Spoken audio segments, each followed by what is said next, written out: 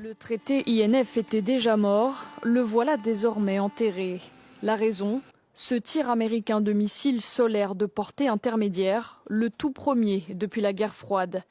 Tiré depuis l'île San Nicolas au large de la Californie, l'engin a parcouru plus de 500 km avant de toucher sa cible dans le Pacifique.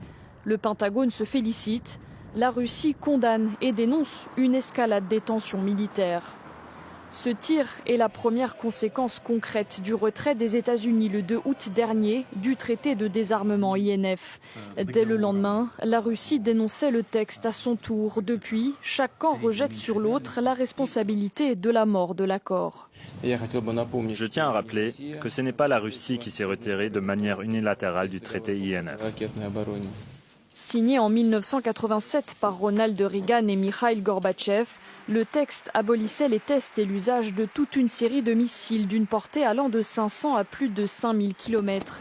Il avait notamment permis de mettre fin à la crise des euromissiles durant la guerre froide. Pour justifier la reprise de l'armement, Washington et Moscou pointent la menace de la Chine. N'ayant pas signé le traité INF, le géant asiatique est libre de développer ses propres missiles de moyenne portée. Pékin, qui condamne ce tir, estime qu'il va relancer la course aux armements.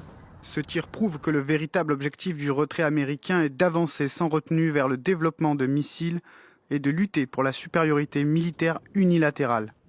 La reprise des tests pourrait avoir des conséquences sur la reconduction du dernier accord en vigueur entre Moscou et Washington pour la restriction des armements nucléaires, START 3, qui arrive à échéance en 2021.